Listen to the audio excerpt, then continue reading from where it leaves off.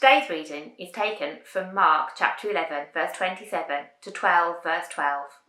The authority of Jesus questioned. They arrived again in Jerusalem, and while Jesus was walking in the temple courts, the chief priests, the teachers of the law, and the elders came to him. "By what authority are you doing these things?" they asked. "And who gave you authority to do this?" Jesus replied, "I will ask you one question. Answer me, and I will tell you by what authority I am doing these things. John's baptism, was it from heaven or of human origin? Tell me." They discussed it amongst themselves and said, "If we say from heaven, he will ask, 'Then why didn't you believe him?' But if we say of human origin," they feared the people, for everyone held that John really was a prophet. So they answered Jesus, "We don't know." Jesus said, "Neither will I tell you by what authority I am doing these things." Jesus then began to speak to them in parables. A man planted a vineyard. He put a wall around it, dug a pit for the winepress, and built a watchtower. Then he rented the vineyard to some farmers and moved to another place. At harvest time, he sent a servant to the tenants to collect from them some of the fruit from the vineyard. But they seized him, beat him, and sent him away empty-handed. Then he sent another servant to them. They struck this man on the head and treated him shamefully. He sent still another, and that one they killed. He sent many others, some of them they beat, others they killed. He had one left to send, a son whom he loved. He sent him last of all, saying, "They will respect my son." But the tenants said to one another, "This is the heir. Come, let's kill him, and the inheritance will be ours." So they took him and killed him and threw him out of the vineyard. What then will the owner of the vineyard do? He will come and kill those tenants and give the vineyard to others. Haven't you read this passage of Scripture? The stone the builders rejected has become the cornerstone. The Lord has done this, and it is marvellous in our eyes. Then the chief priests, the teachers of the law, and the elders looked for a way to arrest him, because they knew he had spoken the parable against them.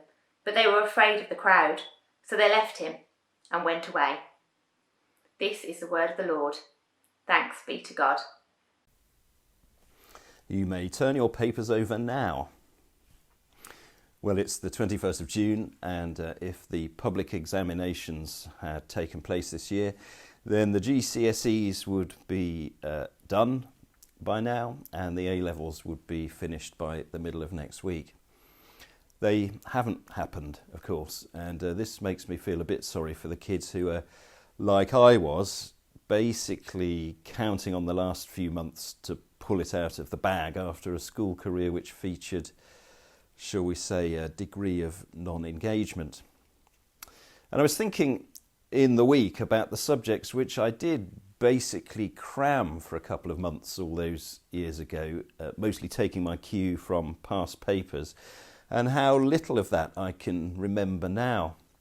The subjects that run deep within me are the ones which I've continued to study all my life. And I had a bit of a strange daydream on Wednesday while we were on our morning run. And I told my family about it, and they looked at me askance. Perhaps lockdown is sending me a bit mad. It is a strange daydream, this. But my son did say to me, "Dad, if this is for a sermon, it's not too weird for that." Well, so this is what it was. I was wondering what it would be like if I could actually meet a subject. If a subject was a person that you could sit down with and have a pint with, who would take an interest in you, who would relate to you. Perhaps if subjects were like that, I wouldn't have had such a fleeting encounter with so many of them. I might still be phoning up geography for a chat about lakes, because no one would be more engaging or more enthusiastic about it than geography the person. Strange daydream, I know, but maybe something like that is going on in Mark chapter 12. Starts off with a question at the end of Mark 11.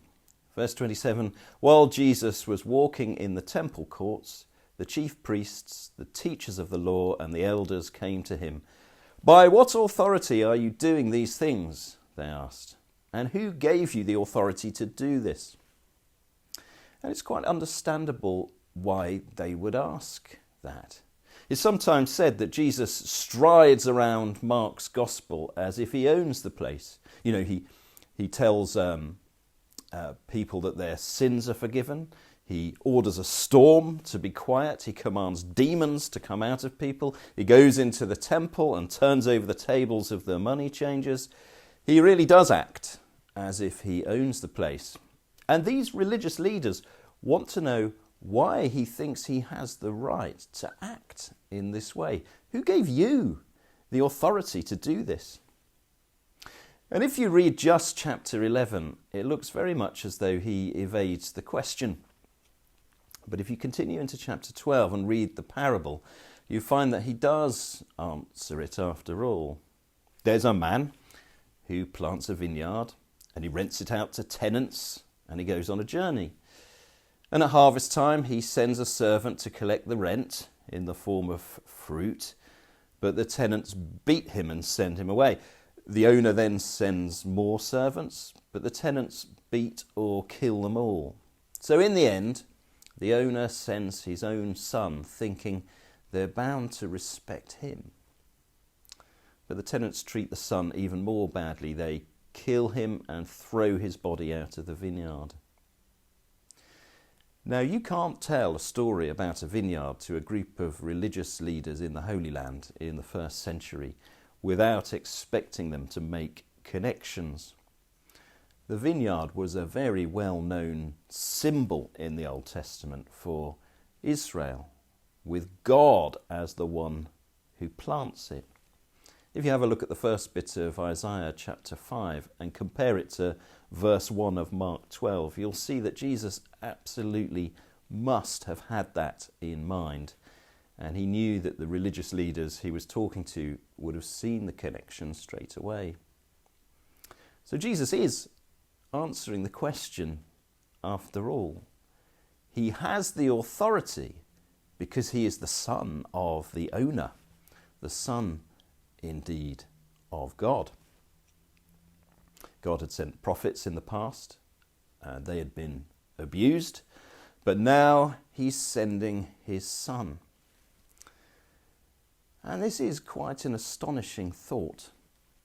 And sometimes it gets called the scandal of particularity. And it's worth pausing on this for a minute because it has a bearing on lots and lots of things. And one thing it has a bearing on at the moment is some of the heat around the Black Lives Matter campaign, particularly caused by those who want to employ the phrase "all lives matter" as a kind of counter slogan. So what the scandal of particularity is this: God has chosen a particular point in time and a particular place on earth for his divine and eternal Son to become incarnated and to live a life as a human being. It gets called a scandal because why that place and why that time? Why not anyone else's place or anyone else's time? It's a bit like if geography were a person, I could take him down the pub, if it were open, and I could have his attention, all of his attention, myself, just me. I'd be getting 8 or 9 in my GCSE. That's good, by the way, if you're not on top of the new GCSE grading system. I could do well, apparently, at the expense of everyone else. It does have a whiff of a scandal around it. But we're not talking about my daydream here. We're talking about what the Bible claims God has actually done. His divine and eternal Son has been actually born in a particular place, the town of Bethlehem, and at a particular time. And he has engaged with particular people personally. So look, if you take a verse like this, it's fairly famous. John chapter 3, verse 16.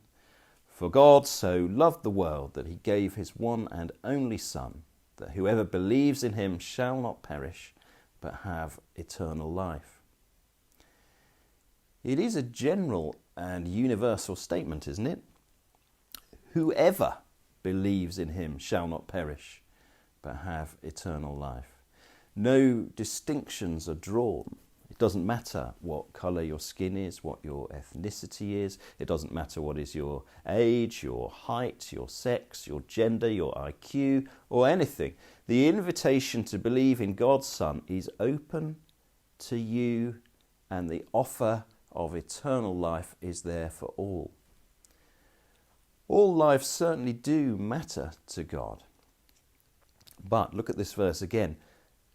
It's the nature of the giving which tells us so much more. For God so loved the world that he gave his one and only Son. How did he give his one and only Son?